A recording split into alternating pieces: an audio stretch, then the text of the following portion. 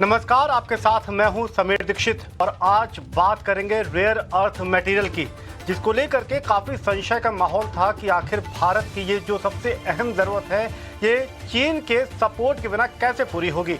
और इसी खबर पे बड़ी राहत की बात ये आ रही है कि एक डील या यूं कहें कि कुछ राहत यहाँ पर मिल रही है। बड़ी खबर यही कि भारत चीन रिश्तों के बीच चीन ने कुछ भारतीय कंपनियों को रेयर अर्थ मिनरल्स के आयात का लाइसेंस प्रदान कर दिया है। विदेश मंत्रालय ने इसकी पुष्टि की है।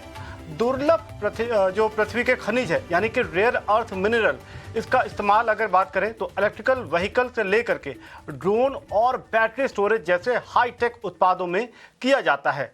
लेकिन बीच में जिस तरीके से चीन के साथ तनातनी रही और मटेरियल की सप्लाई में दिक्कतें आ रही, उसके चलते काफ़ी दिक्कतें भारत में इन सेक्टर्स पर पड़ रही थी।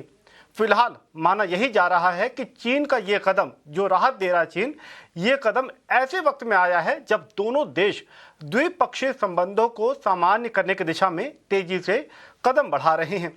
आपको बता दें कि चीन इन रेयर मिनरल्स की वैश्विक सप्लाई यानी कि ग्लोबल सप्लाई चेन में अहम भूमिका अदा करता है और अब भारत को आयात की मंजूरी देना दोनों ही देशों के बीच आर्थिक रिश्तों में एक नया अध्याय, एक नया पन्ना माना जा रहा है। लेकिन ये भले ही एक आंशिक राहत, ये फौरी राहत नजर आ रही हो, लेकिन सवाल अभी भी यही है कि जब भारत मेक इन इंडिया, आत्मनिर्भर भारत की दिशा में तेजी से कदम बढ़ा रहा है, तो चीन के इस रेयर मिनरल के सप्लाई या आयात पर जो निर्भरता का संकेत है, इसके क्या मायने होंगे? आखिर भारत की अगली रणनीति क्या हो सकती है? और सबसे अहम ये कि क्या भारत जमीन पर रेयर अर्थ, अपने ही देश में रेयर अर्थ मिनरल्स की खोज और उत्पादन को तेजी लाने में सफल हो पाएगा? इन तमाम सवालों पर हम अपने एक्सपर्ट के साथ चर्चा करेंगे और तीन खास मेहमान इस चर्चा में हमारे साथ जुड़ रहे हैं। तीनों का ही स्वागत करते हैं। सबसे पहले रतन श्रीवास्तव, जो कि फेलो अटलांटिक काउंसिल के हैं। अमित कुमार हमारे साथ जुड़ रहे हैं, जो फेलो रिसर्चर हैं तक्षशिला इंस्टीट्यूशन के, और साथ ही साथ पूजा मेहरा, जो कि इकोनॉमिस्ट है। और इसमें हम शुरुआत करते हैं पूजा जी के साथ में, जो कि वो इकोनॉमी के पहलू भी हम लोग को समझा पाएंगी। पूजा जी, पहला सवाल यही कि इस राहत को, आंशिक राहत को इकोनॉमी के नज़रिए से, भारत के नज़रिए से आप कैसे एनालाइज करेंगी? और भारत का जो आत्मनिर्भर भारत का जो मिशन है, उसके लिए क्या ये सिर्फ एक छोटे कदम के तौर पे आप इसको देखेंगे?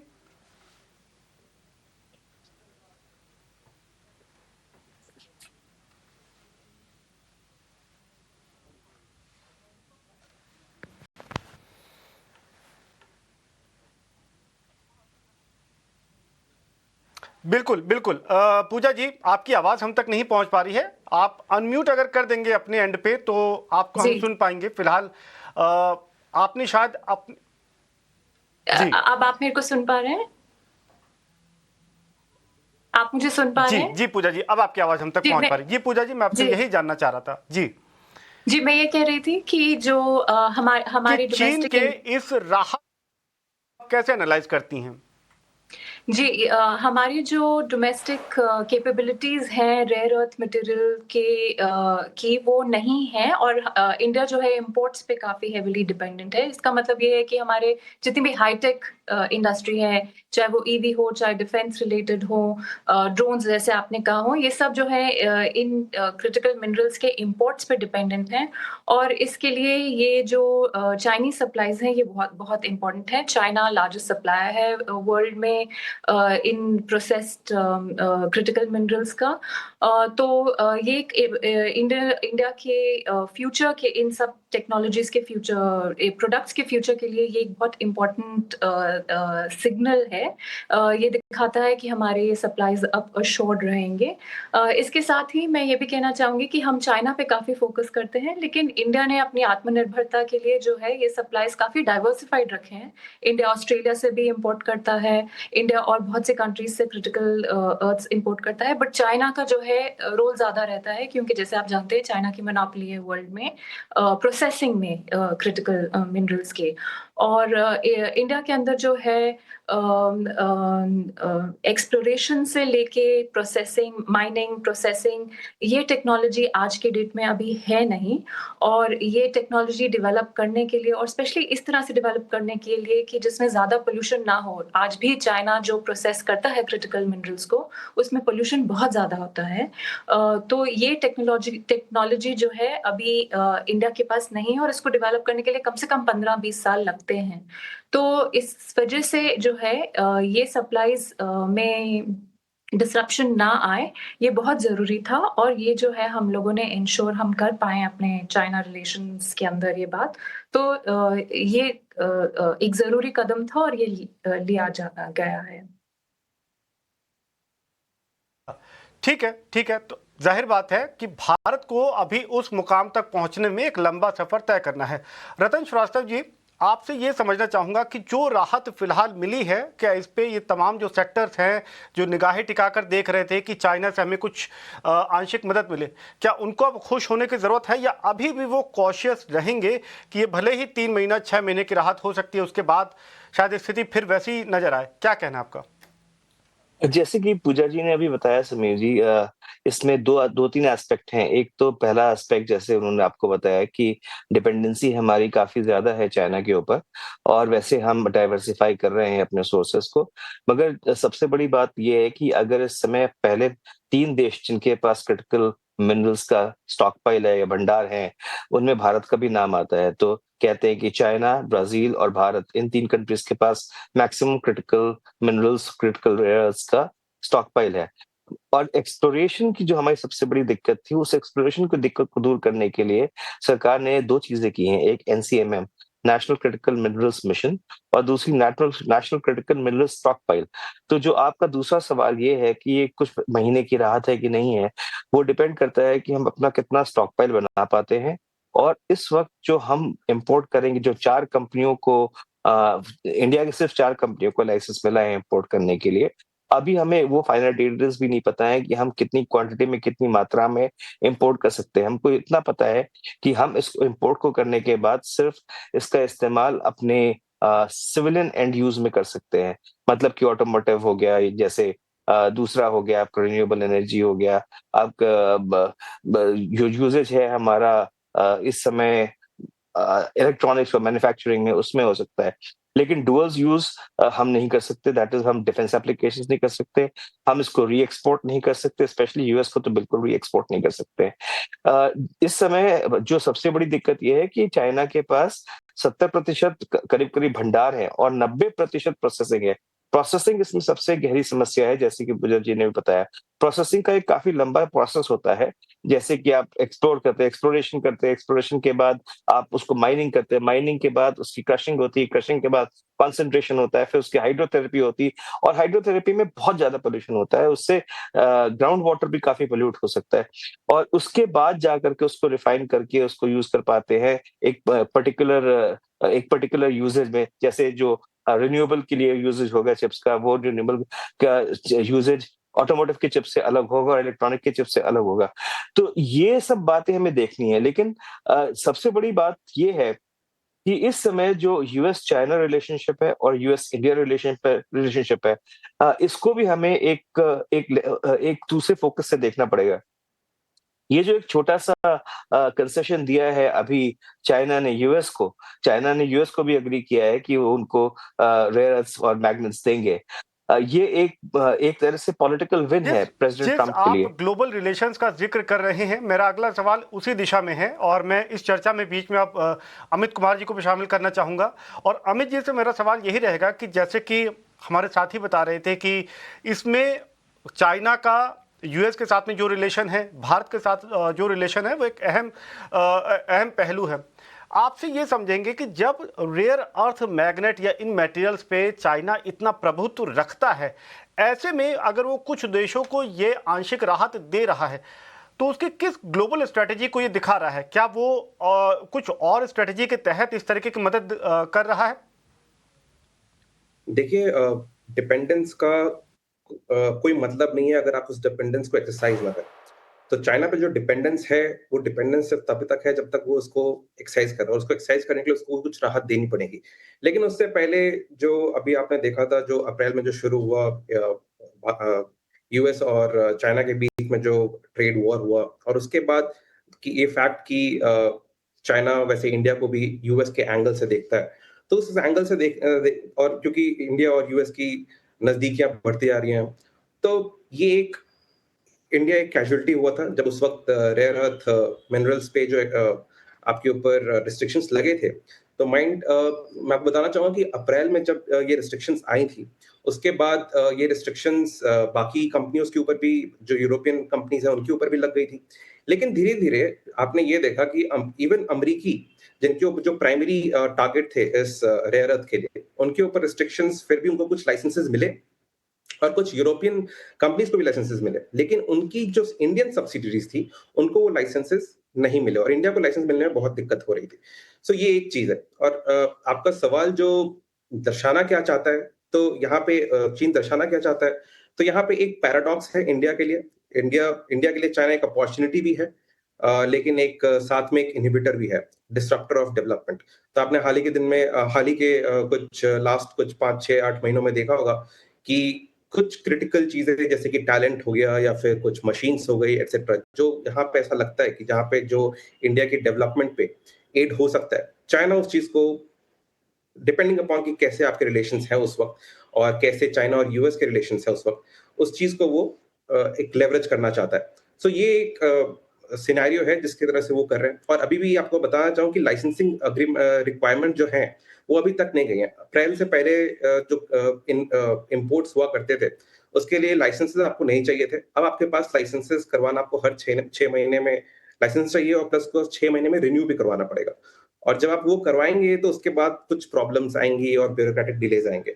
और इस चीज में एक चीज और बताना चाहूंगा कि ये जो डिले हो रहा है, इसकी वजह से कंपनीज को काफी प्रॉब्लम्स होंगी। और इसके बाद चाइना ने ये भी कर दिया है कि उन्होंने पिछले 1 साल में ये बिल्कुल एक शीट बनाई है, डेटा शीट बनाई, जिसमें उन्होंने ये आकलन करके रखा है कि आपको हर एक कंपनी को, जिनको अभी लाइसेंस दिए जा रहे हैं, उनके रिक्वायरमेंट्स क्या है। तो जैसा कि रजत जी बता रहे थे कि इंडियन गवर्नमेंट ने अभी स्टॉक पाइलिंग के लिए कुछ 7,300 करोड़ रुपए कुछ अलग से रखे हैं।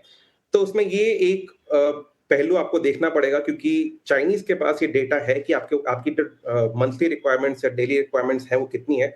उसके हिसाब से, जहां तक मुझे पता है, उन्होंने इन चीजों पे भी रोक लगाने की कोशिश की है कि वो इतना सप्लाई ना करे कि आप स्टॉक पाइल कर पाए। बिल्कुल।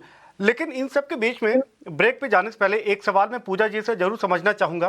पूजा जी, जब आप बता रही थी कि लॉन्ग टर्म स्ट्रेटेजी भी अगर भारत अपनाता है तो उसको एक लंबा सफर तय करना है, लेकिन चाइना अगर 6 महीने की, 3 महीने की राहत देता है, उसमें भी 10 शर्तें लगा देता है, ये ऐसा क्यों नहीं होता है कि एक स्टेबिलिटी के तहत, एक पॉलिसी स्टेबिलिटी के तहत एक लॉन्ग टर्म वो सपोर्ट करे। अगर रेयर अर्थ मेटल सप्लाई की बात है, अगर एक स्टेबिलिटी रहती है तो दोनों देशों के बीच संबंधों में भी इसकी मधुरता नजर आएगी। आपकी क्या राय? देखिए, आज के डेट में जो है, जो ग्लोबल इकोनॉमी है, ग्लोबल इकोनॉमिक रिलेशंस हैं, और जियोपॉलिटिक्स और जियो इकोनॉमिक्स हैं, वो एक इंस्टेबिलिटी के दौर में है। अभी तक जो इंस्टीट्यूशंस थे, जो system of rules and regulations था, जिससे कि इकोनॉमिक रिलेशंस चल रहे थे देशों के बीच में, वो जो है अप्लाई नहीं करते हैं। आपने देखा है कि जैसे यूएस का भी अगर एग्जांपल लिया जाए, तो वो बायलैटरल तरीके से टैरिफ्स लगा रहे हैं, जो वो पहले जिस हिसाब से ट्रेड करते थे उस हिसाब से नहीं कर रहे हैं, और ट्रेड एग्रीमेंट्स भी कर रहे हैं। तो जब तक एक नया सिस्टम तैयार नहीं हो जाता, इस वक्त ये कहना थोड़ा मुश्किल है कि जो पुराना सिस्टम जो खत्म हो रहा है वो तो दिखाई दे रहा है, लेकिन नया सिस्टम क्या आएगा देशों के बीच में इकोनॉमिक रिलेशनशिप्स का, वो अभी ठीक तरह से पता नहीं है हमको। तो जब तक वो स्थिति नहीं आएगी, हर कंट्री जो है अपने पास एक लिवरेज रखना चाहेगी। जिस भी चीज में उनके पास स्ट्रेंथ है, और जिस चीज में वो दूसरी कंट्री को जो है वनरेबल बना सकते हैं, वो उसको इस वक्त अपने पास रखना चाहेंगे, जब तक कि ये साफ नहीं हो जाता कि आगे जो है ग्लोबल इकोनॉमी किस तरह से चलेगी। तो क्योंकि शुरुआत तो यूएस ने की है, वो बड़े-बड़े टैरिफ्स लगा रहे हैं कंट्रीज़ पे, तो उसके बदले में चाइना जो ने के पास जो सबसे स्ट्रॉन्ग चीज़ है, यूएस के पास उनकी कंज्यूमर मार्केट है, तो चाइना के पास उनके क्रिटिकल मिनरल प्रोसेसिंग कैपेबिलिटी है, तो उन्होंने उसको अभी अपने पास स्ट्रॉन्ग करके रखा है, उसको लिवरेज की तरह से कि ज़रूरत पड़े तो वो उसको इस्तेमाल कर लेंगे। कह रहे हैं 6 महीने, लेकिन हो सकता है 3 महीने में भी वो लाइसेंस को कहें कि नहीं, हम अब इसको वापस ले रहे हैं। तो ये एक लिवरेज रखने की बात है और ये मुझे लगता है एक इंटरिम सिचुएशन है। एक ऐसा स्थिति आएगी जबकि थोड़ा-सा क्लियर होना शुरू होगा कि आगे चल के किस हिसाब से ट्रेड एग्रीमेंट्स होंगे या ट्रेड ब्लॉक्स बनेंगे या ट्रेड इंस्टीट्यूशंस बनेंगे। तो जब वो साफ पता चलना शुरू होगा, कंट्रीज़ को ज़रूरत नहीं पड़ेगी इस तरह की दूसरी कंट्रीज़ पर लेवरेज रखने की, तो हो सकता है जैसे आप कह रहे हैं, तो इंडिया और चाइना बात करके जो है तो थोड़ा और medium to long term policy stability को देखेंगे। पर आज की डेट में मुझे लगता है अगर इंडिया के पास भी इस तरह का कोई लेवरेज होता तो इंडिया भी रखना चाहता। जी। फौरी तौर पे नजर नहीं आ रहा है, लेकिन वैश्विक अनिश्चितताओं के बीच में जहां कभी हाँ कभी ना की स्थिति बनी हुई है, ऐसे में भारत किस तरीके से और पॉलिसी सपोर्ट अपनी इंडस्ट्री को दे सकता है। दूसरा सवाल ये कि जिस भंडारण की, जिस स्टोरेज की हम बात कर रहे हैं, वो कितना होना चाहिए ताकि एक कंफर्टेबल पोजीशन रहे जो इंडस्ट्री रेयर अर्थ मटेरियल पे डिपेंडेंट है। तो ऐसे तमाम अहम सवालों पे हम चर्चा जारी रखेंगे। फिलहाल वक्त है एक छोटे से ब्रेक का। ब्रेक के उस पार इस विषय पे लगातार हम अपने खास मेहमानों के साथ बातचीत करेंगे।